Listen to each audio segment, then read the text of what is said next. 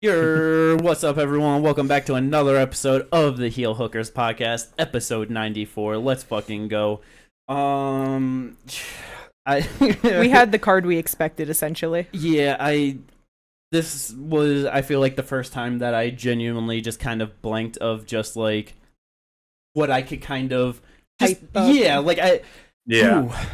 Alex Perez, yeah, good for that guy, right? Yeah, we had another UFC Apex event. Heading into it was like this might be the worst one out of all the fucking cards that we've had. It's not a great stretch of just bad fight nights all around UFC 300. It is what it is. We kind of knew it was gonna happen. We had UFC Apex event. We also did have BKFC and KnuckleMania 4 that I completely forgot about last week, and that's why we didn't talk about it on the preview at all, because if I remembered, we would have. But that happened. We'll get into all of that. But before we do, like and subscribe if you enjoy the content. It helps out. Let's go, motherfuckers. Yeah. The Apex. It was a thing, right? It was a thing. It is a thing. It was Apex, and the UFC really got their ad revenue off of all the commercials and everything in between the fights. You know what I mean? Bro, the way they played that same ad 4 times in a row every time they showed it went so crazy. Game of Thrones lottery ticket, my god.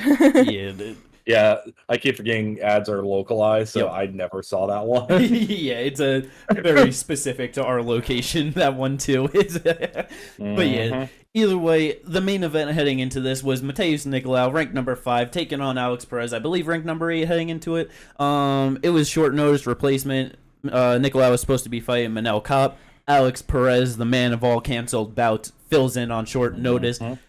And in spectacular fashion, this dude goes out there. Probably, I mean, like, I know we were kind of just talking about it, in the lead up, that it's like with him taking this on short notice, saving a main event, like, he could potentially just fight until he fights out his contract, no matter how it goes. But if he lost this, especially in bad fashion, a 4-fight losing streak across 4 years, all these canceled bouts, that's not great. That could be your job right there. Second round, he gets it fucking done. Right hook knockout. That shit landed so nasty. Yeah, and it landed clean, so clean. The only thing that I could think as soon as it happened was, damn, is Nicolau just finally done? Chin? Yeah, finally done with his chin. Because it's like, because we talked about it in the preview that all of his losses have been by finish. He's been knocked out a couple times, and every time he took at least a year off, he came back, went on another streak, like it was all good. But after this year break, just getting knocked out again, and it's like, Alex Perez, obviously he has power, but he is much more of a submission guy than he is a knockout guy. His last knockout, because his last one was a leg kick TKO. Yes. So prior to that, the last person he finished was 2018 Jose Torres. So it's like incredibly lower level of he was 20-4. Jose and Torres was 8-0 going into this. It was his 9th professional fight. Yeah, it's like, and then before that, it's, you know what I mean, again, years before his other knockout in 2014. Like, he just doesn't get them very often. So yeah, it really raises the question of, does Nicolau just not have a chin anymore? Can he not hang with the guys just ranked probably at this point? Like, it just sucks, man, because it's like just a very solid fighter overall. It was very funny just kind of looking at shit afterwards with like Tapology and everything. Damn near everyone in our group had Nicolau by decision. There was one person that picked Alex Perez. Who picked him? Senju. Remember? Yeah, Senju. Senju. Yeah. Of course. But okay. But yeah, it was like everyone just kind of expected that he was just going to be a little bit better, just in his skills, be able to ride out a decision. But yeah, like you said, to just second round to get clipped, and I mean, it was perfectly placed, perfectly timed. He leaned into it while he was getting hit. Like, it was just the perfect shot. But still, it's just one of those things where it's like, yeah, if you weren't knocked out in your last fight, would you have been able to eat that a bit better? Yeah, no, it just one of those things. It all depends. Like, obviously, styles make fights and all that, and with that right hand, it was just perfectly timed, perfectly placed. So it's just going to be like, who he gets next, what does it look like, how does he look against that person? Yeah, for sure. Especially considering he's probably going to be, well, he's definitely going to be fighting lower. Oh yeah, because I mean, like now, and the it's knee like, by Royval was perfect. That right hook by Perez was perfect. Like the shots that are getting him are very clean, but it just yes, just it's makes not you like question. it's not like he's getting hit. Like I was trying to think of a fighter who's been getting like hit and then stunned off like shit that should not be stunned. Yeah. You know what I mean? And I just couldn't think of someone. No, yeah, but because it's like he definitely like probably should take another decent amount of time off. I don't know, like you know, a year that's just gonna be rough. You know, obviously we always say like it's good to take as much time as you can, but it's like to back-to-back knockout losses and to take a year off in between like that. And most fighters can't do that just financially. You know what I mean? Financially, I feel like the best thing possible would probably Tagir just pulled out of a fight. Let him get into a fight with Tagir Ulanbekov. It's a good low, like just step down in the rankings. It's someone that's a heavy grappler. It's not good. You know what I mean? Like I feel like that would just be a much better scenario. The thing that I'm worried about is we got 301 coming up next week. It's like, you know, like however it plays out. Let's say if Pantoja does get the win over Ursig, too big of a step up, bro. I can see them just going like, okay, Ursig, now you could get like Nicolau or something, like you know, then oh my goodness, man, that would just be like the UFC just does that to people to just set up, you know, and it's like 100%. That would be terrible. I mean, another thing that I was thinking though, even though it technically wouldn't make sense, I could still see them doing it. Is Makayev, even though Makayev just beat Perez and he's literally calling out Joshua Van. That man he doesn't care. He's just he called out Royval, he called out Joshua Van, #1 and unranked. Like he doesn't give a shit. He just wants to fight whoever. I don't know what he got going on, but either way, I could see them offering him Nicolau and him taking it, and it's like Makayev is nowhere near the same power hitter. Yes. So I think that it would just be a good test in his skills in the rankings. I would like. I just don't think timelines is going to be the. It's like that's true. He literally just got knocked out. Yeah, and it's like Makayev wants to fight again quickly, so it depends if Nicolau is like, oh fuck it, like I don't want to take if he turns around in like 3 months or something, then like shit, Makayev might just go out there and start him too. You know, like that. Yeah. See, that was the thing. Would be a good one though. Yeah, that would be a good one. That's something that could happen. The thing that I was thinking was Tetsuya Taira goes out, beats Joshua Van, and that easily could be the next fight for him as well. That's still scary because it's like Taira decided he wanted to start showing off his striking, and no, and I get that, but like the UFC would definitely set it up like Hernandez, basically, you know, like that would. Yeah, but the UFC would definitely set it up to be that way to get shoot Taira up like oh hell yeah into the rankings. So yeah, there's definitely a lot of ways that they can go with it, but. And if Van wins that fight, I could see something similar with Van, like having him fight someone like maybe not Nicolau, but at that point fighting like a Tim Elliott or something. Yeah. And it's really going to depend on how long Nicolau wants to take off and just kind of what's available. You know, that's going to be the biggest thing. For Alex Perez, though, other than the Jussier Formiga win at the time, this is probably like the best win of his career in the UFC. Fight with like Kai Kara France or something, do you think is possible? That's what I maybe, because it's like I said it leading in that, you know, he had a lot of layoffs in between. He came in, had a close fight with Makayev, but lost that. But it's like that could have been his tune-up fight. He is technically in his prime at, what is he, 31, 32 years old? 32. It's like, if he's actually healthy and he's not going to be having as many problems and he's able to fight, I could see them, just like giving him more. But if he's going to be out for the next however, he's probably just going to fight down, you know? Yeah.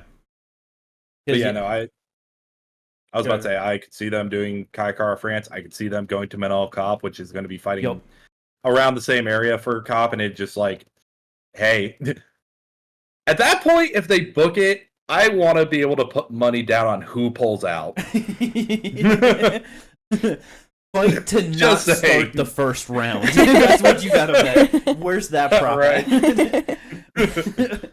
It would either, I could see him either fighting Cop or Kai Kara France. France needs a win because he lost to Amir Albazi, even though he should have won that fight. He needs to fight someone, and Moreno's taking time off. Royval, don't know what's going on with that, but you know, Yeah, it was filling in on short notice, doing the UFC a favor, getting a great win like that. He's going to be fighting right around like number 5, getting the win over Nicolau. You know what I mean?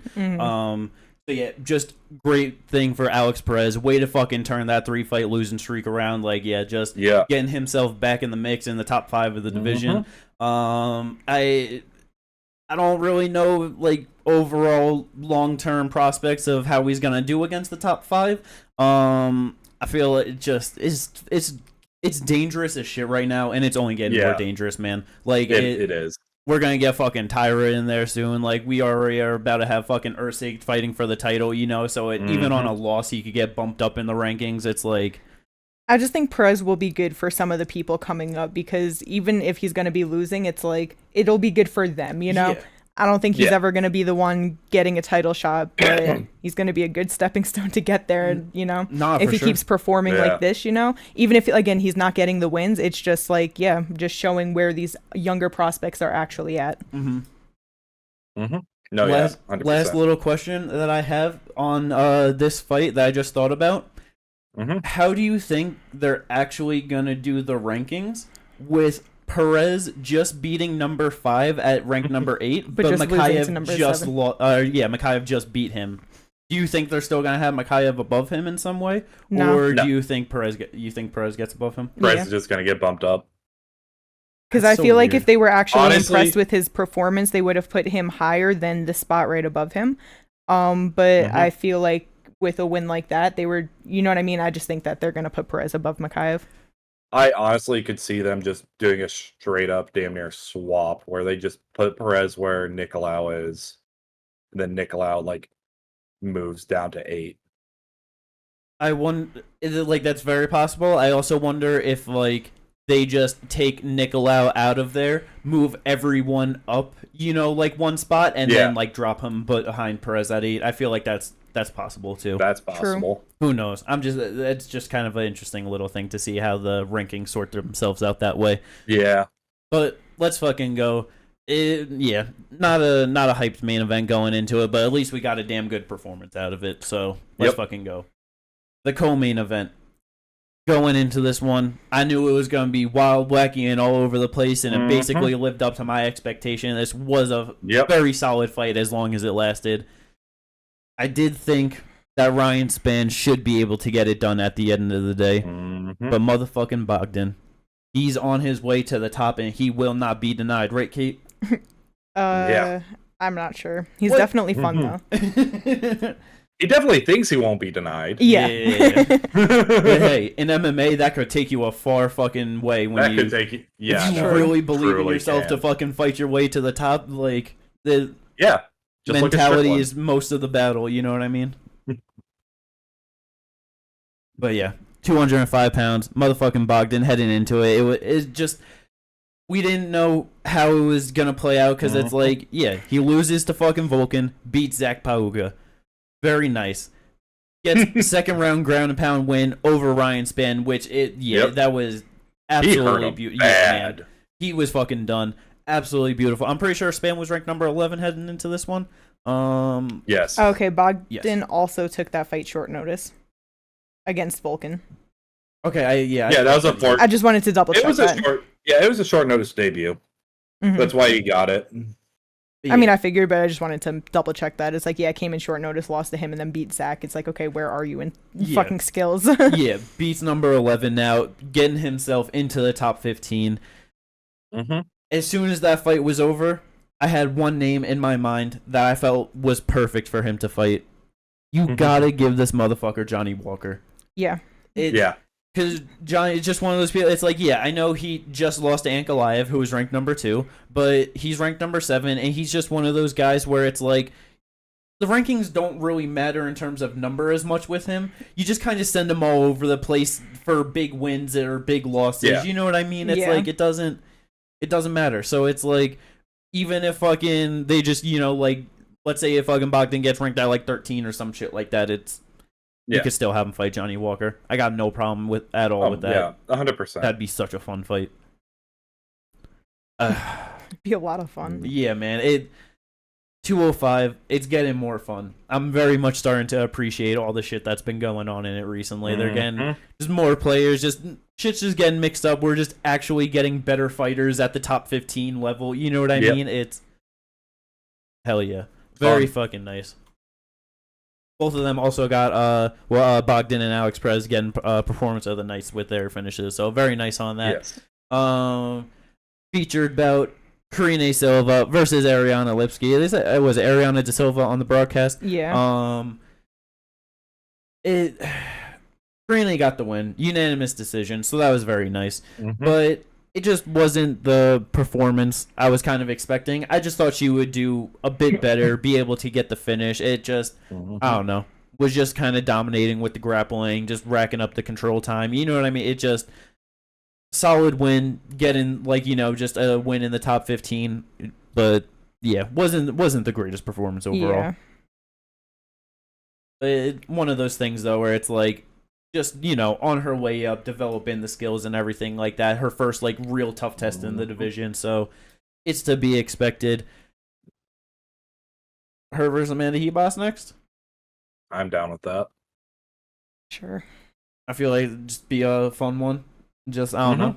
It'd be a good scrap. It's going to be rough for her. But, it's, I don't know, it's just one of those things of where... I don't know, she's going to get the number 12 spot, over her as, do they go to fucking Tracy at 11 or Viviane at 10, you know? I think Viviane's booked, actually, I'm not sure. I feel like I remember seeing that recently. But, yeah, it's...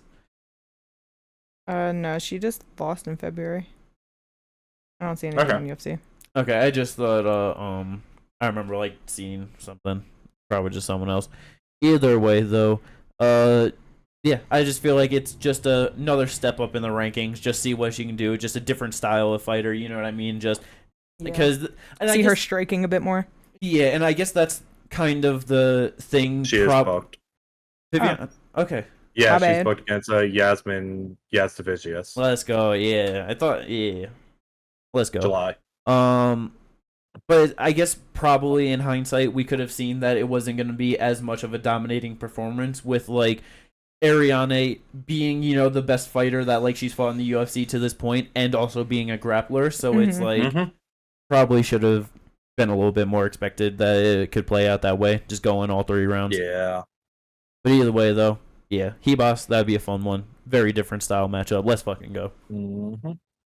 The rest of this card, though, there was a lot of things I was excited for. Bless you. Thank you. Not as many of them played out as I was kind of hoping. You know what I mean? Yeah. I don't know. You do talk about Denise and Lane. You feel like talking? Denise got grapple fucked in the first round and then knocked Austin Lane out in the second round. It was good because at least it wasn't the heavyweight grappling for 3 rounds, but that's that. Performance bonus, too. Performance bonus, yeah. I was about to say, it was a clean knockout. It was just yeah, that was honestly really vicious. It was. It's funny because at this point, normally, before now, it'd be oh, you don't. If he didn't have the grapple, it's you don't need it too much. But now, if you're gonna need it because Jalt Almeida, Spivak. Yeah, that's the thing is he'll put on a lot of fun striking fights, but if he's against a grappler that can actually continuously take him down, it's like they said, the fights always start on the feet, but if you're just getting taken down right away, then you're fucked. And that's the thing, too, even just, bringing up, the higher levels, it's we're definitely just seeing a more consistency overall of, heavyweights using grappling. You're seeing you brought up earlier Carl Williams, who is not ranked, just... But, yeah, and then fucking Austin Lane, one grapple fucked them all five. I was about to say, someone else at the lower level, Muhammad Usman. Yeah. It's... you're really starting to fucking see more of them come around, which is just great because it's gonna really start to weed out the top of the division, and it really just the best fighters are gonna start making it to the top 15. You know what I mean? Weed out all the people who shouldn't be in the UFC heavyweight top 15. Yeah, heavyweight. It's just one of those things. You gotta let shit develop, and better. You know what I mean, and just starting to get a bit more athletically inclined people, into the fucking UFC heavyweight division. So, yeah, people can actually move around and go for takedowns. You know what I mean? It's Yeah, that's the fun part. That's the fun thing about like just thinking about like what he's gonna do next, just because there's nothing else I could really think of, because it's just like, yeah, throw him against like Junior Toffa or something, and let's just have a fun striking match. That's it. Book it. I'm totally fine with that. Yeah. Maybe Junior will learn to check a leg kick. Yeah. Oh man. But next fight on the main card, David Onama versus JSP Jonathan Pierce. I was so excited for my boy Jonathan to get it done. He did not. 29-28 goes to David Onama. It was a rough one. Onama way better in the grappling than I thought this motherfucker was going to be able to do, for sure. Again, JSP had 5 takedowns, and for every motherfucking takedown he hit, Onama caught a reversal on like the fucking on like the stats. So like the ability to just turn in from the back position dude was fucking prime Anthony Pettis out there with fucking spinning in on the body triangles. Like, honestly, crazy. It was really good, because even like when he would get caught up for a little bit, or JSP trying to go for the neck or get something, just stay calm, get him off of him, and then just wait for the right time, and boom, right through it, spun right through, and there you go. Yeah, I forget if it was I think it was the start of the second round. I don't remember. But when he fucking jumped the ghillie, I got real fucking nervous for a second, because I remember like looking through their records and everything, and I saw that like he had the fucking guillotine chokes, like a few of them, and in my head I'm just like, okay, like he might be able to beat up JSP a little bit, you know what I mean, and then be able to like catch that at some point, and like first round JSP wasn't doing as good with the grappling as I thought. The damage just from every of the shots that Onama was landing was just way more than what Pierce was doing to him. Yep. And then, man, when he fucking jumped that shit, I was like, oh no, is this really how it ends? Is this how it goes for my boy? Well, because that was the fun part about Onama, is every time he reversed something or got the ghillie, whatever it was that he was doing, he exploded so much into it that it was like he just threw himself out of it. This man consistently tried to take JSP's back and just got tossed over the top every single time. Yeah. And then JSP would get on top and he would reverse it. Like, it was honestly fun. But yeah, man, that second round was so fucking good. Like, it really was just amazing. But overall, Onama just ended up with the unanimous decision. Yeah. His first decision win. Damn, I did not realize that. Yeah, he's only this is his third time going to a decision. His 2 losses were by decision. This is his first time that he won a decision. Well, that just shows you how tough JSP is, you know what I mean? But nah, good for David Onama. That was very solid. I just also wonder, missing weight by 2.5 pounds, how much that was really a fucking factor too. If dude had to cut that extra 2.5, how much more he would have been drained. I don't know if he would have been like, after that second round, how it was playing out, he probably wouldn't have had the gas to beat like and put it on JSP like he did throughout the third, you know? Yeah, probably not. Yeah. And can't forget too, end of the fucking, I think last 10-15 seconds, you had JSP just be like, let's fucking go. UFC 300 just happened. Yeah. Let's just start fucking swinging. I was hoping that he was gonna fucking get the knockout there. Onama's best shot in that exchange was a real nice headbutt that landed clean. But yeah, it was a lot of fun. Neither of them were landing anything clean in that. That was the definition of we have Max and Justin at home. Yeah, very good. Yeah, just a fun fight though. Very nice from both of them. There no fight of the night. I feel like that probably could have gone fight of the night. You know what I mean? It could have. It's just one of those things. Yeah. I feel like the performances just kind of outweighed that. Although they could have given a performance to them instead of Dina's, but whatever. Yeah. Yeah. But the first fight on the main card, not at all how I expected this fight to go. In my head, I already was kind of thinking this one's gonna be a fucking just a knock him down, drag him out fight. Like it's gonna be a banger, just going late into the fight. And then I'm looking through their records and everything, and I see good old Dirty Bird with fucking over 40 fights, damn near 50 fights, or I think that was actually his 50th fight. Yeah. Yes. only has 2 KO TKO losses in his entire career. His last one, 2019 to Nico Price, and then I'm pretty sure the last one before that was in 2004, his third pro fight. Yeah. I was just like, okay, there's no way Uros Medic is just going to go out there and just knock this guy out. Holy fuck. Shit. That uppercut he landed, and then the one straight shot down, beautiful. Yeah, man. So good. Oh, God. Just absolutely sniped the Dirty Bird in the first round, man. That shit was fucking nasty. It was clean. It was nasty.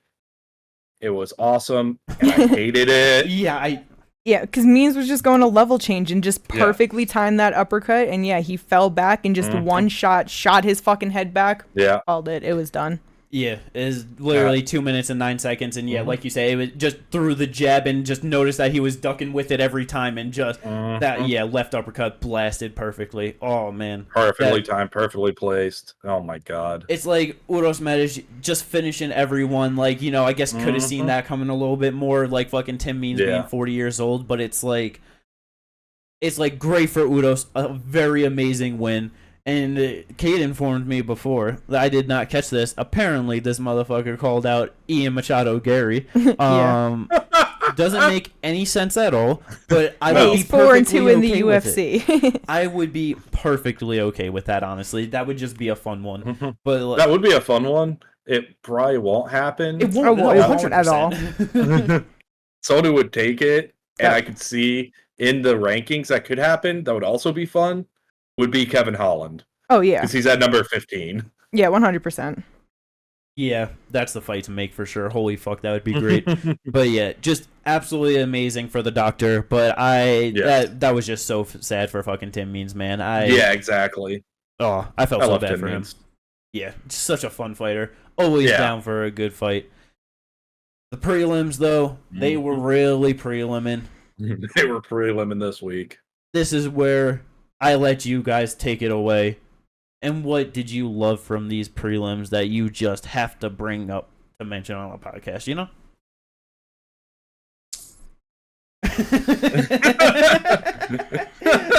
I was waiting on Katie. I thought they would have something. I'll go first then. But I don't want to talk about none of this shit. I was extremely sad to watch Hani Yahya just get beat the fuck down like that. Oh my god, I can't believe I picked him on Tapology. Oh, that was so that was brutal. The dude, yeah. Good for Victor Henry on that one, you know. Good for Victor Henry. Chris Padilla coming in on short notice debut, winning his fight. Yeah, that was rear naked choke. That was so good. Yeah, that was the only thing that I thought was actually worth bringing up. I figured that Padilla would win because it's like James Yontop, he missed weight by half a pound. So you know that man struggled to get down there, drained the shit out of himself, and just couldn't get that last half pound off. Yeah. So I just had a feeling that Padilla was going to be able to get that shit done. Yeah. And he did. It was good. Yep. Third opponent lined up for that night for James Yontop. So he came in short notice. I'm pretty sure it was booked like last week. Yeah, it was. Yeah, it was booked last week. Great way to fucking make a UFC debut like that. Just absolutely amazing. 155 pounds. So just let's go. Now let's see what you can do against, you know, like obviously like probably like still got to get a few more fights, but like not like a real guy at 155, but maybe, you know, someone just like a little bit more established and then a full training camp, you know what I mean? Like let's see how you can hang with them fucking monsters because god damn. Yeah, I was about to say that's one of those ones where I don't want to try to matchmake just because there's so many people outside of the top 15 and it's just like who in the fuck. We'll have to see how that goes. Let's fucking go. But those are all the fights to bring up from this absolutely amazing UFC Apex event. Let's fucking go. UFC 301 next week though. Yes. Actually, I've seen so many people say that it's just such a terrible pay-per-view. I'm pretty excited for it. I'm excited for it too. The prelims aren't the greatest. I could definitely say that, but for like the pay-per-view portion, I feel like those are a solid set of 5 fights for the the pay-per-view portion is solid, but also just was looking at it. Someone who, if he's still fighting, I think would be a good fight. Jai Herbert. They got the London card coming up. Put it on the prelims. Yeah. Oh, sure, yeah. That's fine. Yeah. Let's fucking go Apex, bam, bam, bam, bam, bam, right? Tapology. Oof. I have a bad feeling, Ginger. Why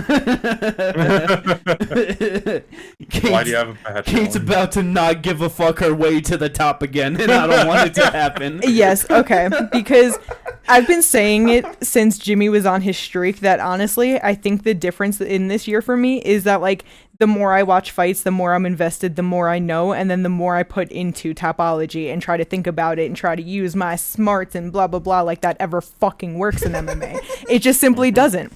So yesterday, going through Tapology, I was like, all right, I don't give a shit. I'm going for fun. Just like whatever my heart says, I'm first instinct. She went through like half of Tapology or more and then decided like, yeah, let's have fun, and started changing a lot of things like that. Yeah. Like, because like in my head, I was like, oh, this should go this way, da-da-da. And I was like, you know what, fuck it. I don't want to think about any of this. Yeah. And just switch the things. And I went 12 for 13. And the gap between me and Jimmy was damn near 300 points. Like, I did so good. The one that I failed on was the main event. Nicolau and Perez. Up until the co-main, I was 12 for 12. Like... Yeah, with just the main event one, yeah, because I know I brought it up earlier, like, the entire Tapology group, like, one person had Alex Perez winning that fight. They picked him by decision. And then one person had Nicolau winning by finish. Every other, like, all 12 other people that put in had Nicolau by decision for that one. And just Perez went in there and just but I had too many bad picks on Tapology.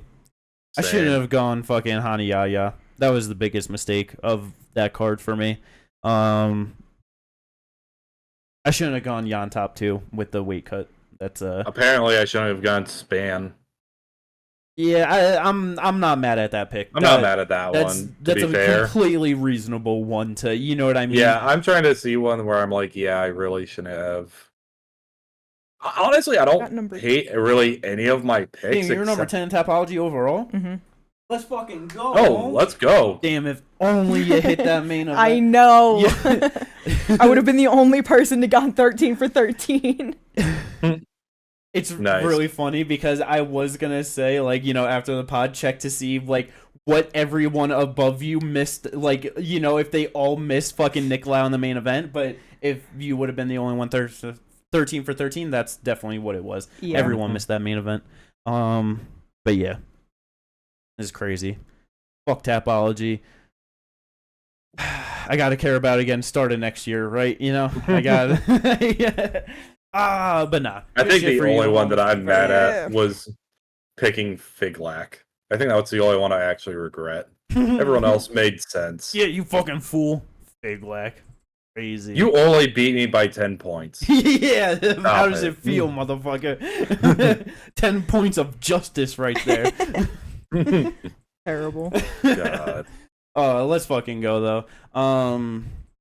Yeah. I don't know if you said it earlier, but yeah, definitely the fucking biggest gap ever, I think, that we've had on fucking Tapology between 1 and 2. It's usually so close. At most, it's like 100, 150, like something like that. But 280? Yeah. That's crazy. Yeah. Very fucking nice.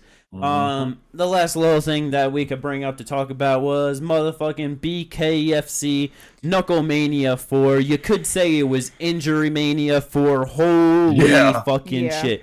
We had elbows fucked up, biceps fucked up, shoulders fucked up. Let's go. All beautiful. Potentially legs fucked up. Yeah, all in the fucking biggest fights of the night other than the main event, which will start there. Mike Perry versus Thiago Alves, the king of violence. This was so lackluster. It was crazy. Especially after everything that had happened. Yes. 1 minute on the dot of the first round.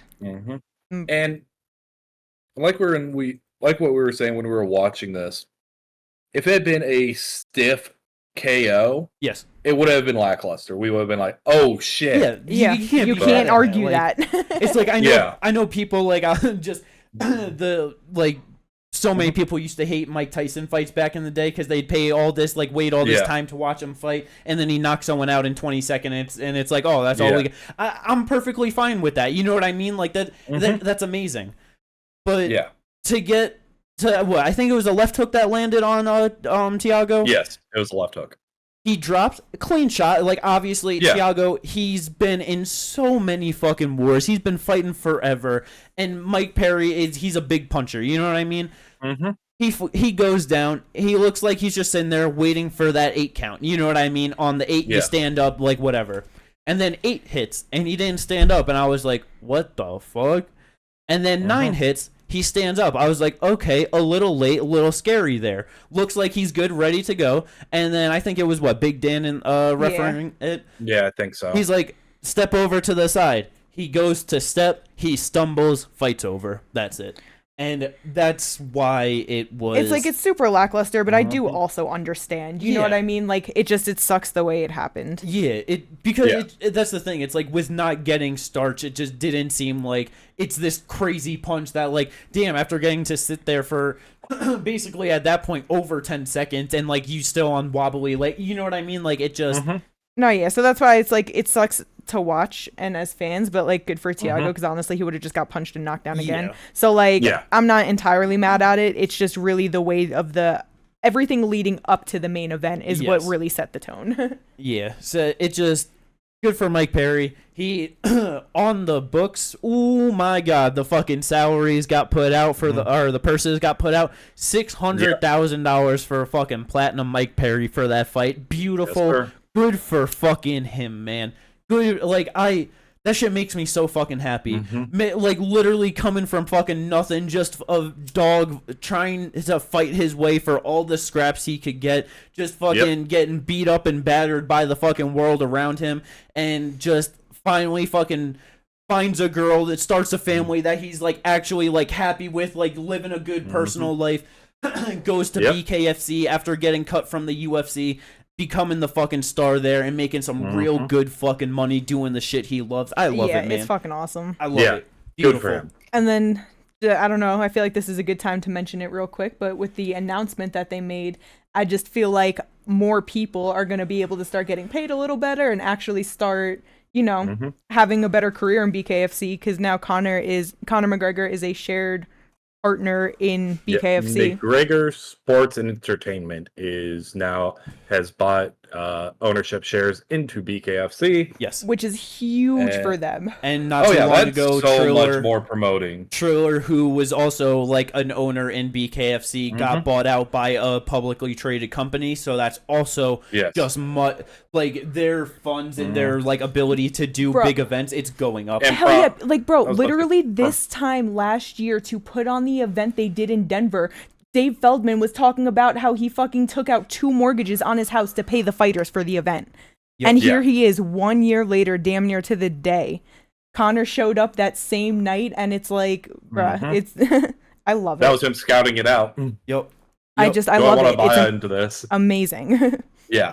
And honestly, like, not gonna lie, to also see like the reported salaries and to see that the lowest end that was paid was $5,000, I was a little bit surprised with that. Like that, like I like that. It like I was like, that's kind of more than what I thought. You know, that they would probably be getting. Like that's 4. Oh, 4,000. Okay, I thought I saw 5. That's David Diaz and Shane Gordon got paid $4K. Okay. Each.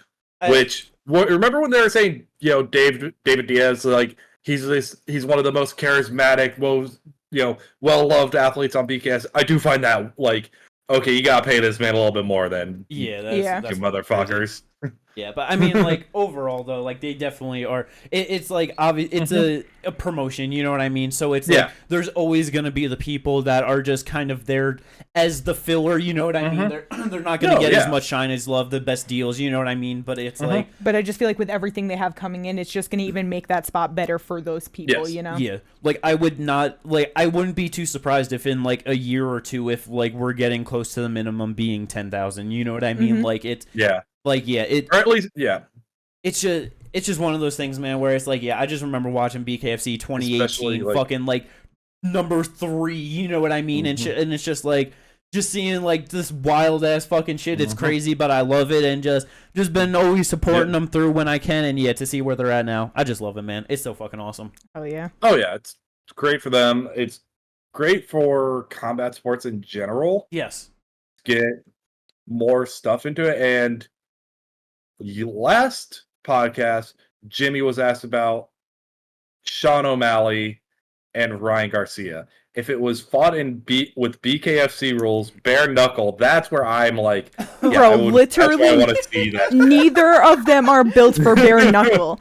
I don't want to see that. I don't think it would be good. They'd be so scared of each other. Here's the thing. If we got fine, if it wasn't even bare knuckle, but it allowed for the clinching like bare knuckle. Yes. Okay. At minimum. That is, at minimum, like, easily the best thing that bare knuckle has over boxing is their clinching rule set, like, and how they allow the work to, like, to actually flow through a fight throughout the clinch. Yeah, because realistically, my biggest thing with boxing and why I don't watch it is because so often you watch it and it's people throwing a couple shots, they clinch, and then the ref's breaking it up. And it happens multiple times in each round. It makes it feel like you're not even like really watching a fight. It's constantly getting broken up. It's really distracting. Like it makes for a lackluster fight to me. I hate watching that. Yeah. But when it comes to BKFC, they can actually like work the clinch. They can actually do things like, I love BKFC. Yeah, man. It's so much fun. And with, like, just big shit, too. Motherfucking Nate Diaz being in the crowd, checking that shit out and stuff, too. Okay, so with that. I would absolutely love to see Nate Diaz versus Mike Perry in a BKFC fight. Just tape gauze to his face, bro. It would be so fun. But Nate Diaz is probably the worst built fighter in history in his current state to ever fight in bare knuckle boxing. Like, bro's scar tissue is crazy. Like, he gets cut up with everything. I feel like Ben Askren has a better skill set in like everything and how he is to like to do better against someone in bare knuckle than fucking Nate. Like, so someone's gonna miss a punch on him and he's just gonna start bleeding all over the place. Like, it's fucking. You know how they put that little bit of Vaseline on people's face and all that? Just put the whole fucking container on that shit.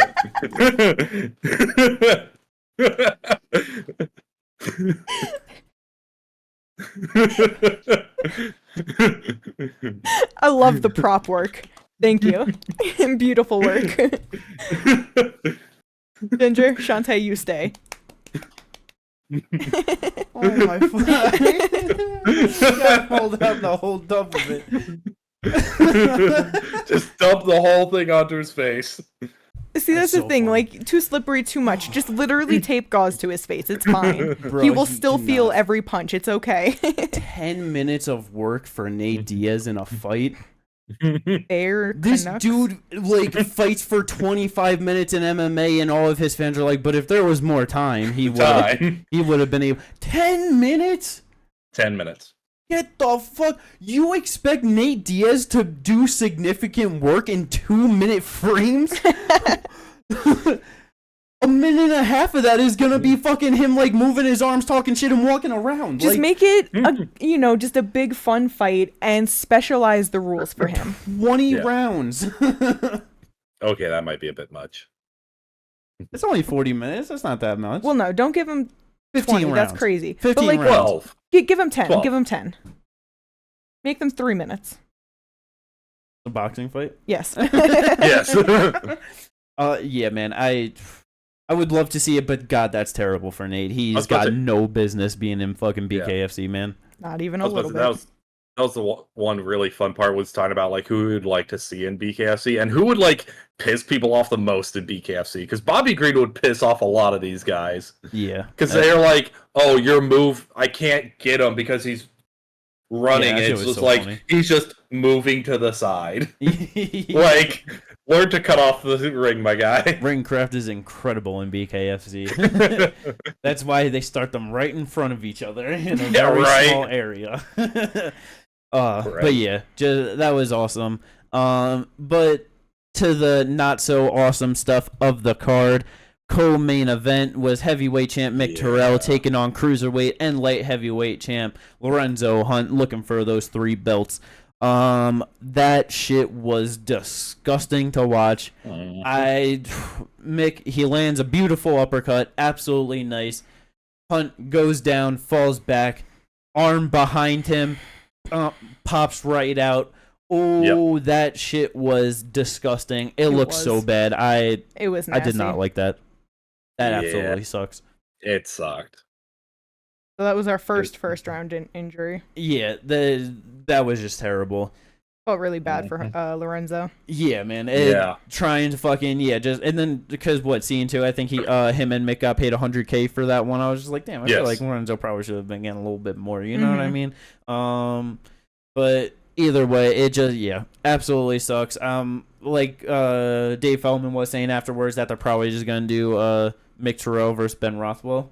But I feel like that kind of sucks that Lorenzo isn't gonna get like another shot. You know what I mean? Yeah. Or at least not next. It's just I was about to say, I just realized this. Mike Perry got paid more than Thiago Alves, Mick, and Lorenzo all put together. Yes. He is the star of the show. It does. He is. Like, I do like it does make, but like combined, because I think even with the featured bout, let's see, 150K, 85. That's pretty close to where he got paid more than the featured bout put together and his opponent and the co-main event. Yeah, it's. I don't know. I get it, but it's just like I just thought of that right now. So, but yeah, no, that just, which that fight makes sense to do Mick versus Ben. Yeah, because there's no reason not to. With that one, Ben Rothwell was taking on Todd Duffy. And they were starting to, swing, just fucking going to get after it. And then Todd just kind of gets like pushed and like, falls down. And as he lands, he's just like pointing to his fucking shoulder and he's just like, yeah, no, I'm done. And he was just like kind of sitting there weird and just, I don't even know exactly even like how it happened or what it like, but just on the fall, whatever, just fucked his shit up, and that was the end of that fight. Yep, 43 seconds into the first round. They're calling it a stinger, so more than likely nerve. So gotcha. Okay.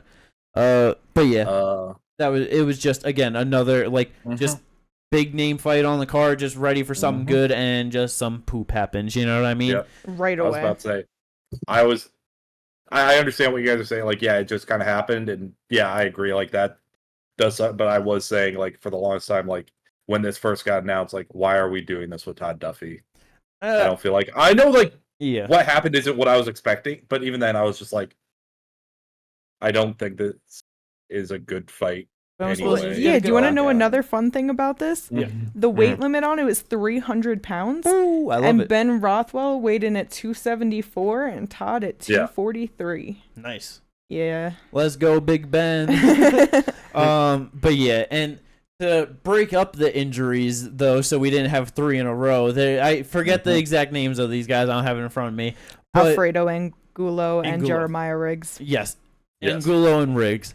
Well, okay. Angulo has his hair braided back. Yeah, he just got 2 French braids. Yeah.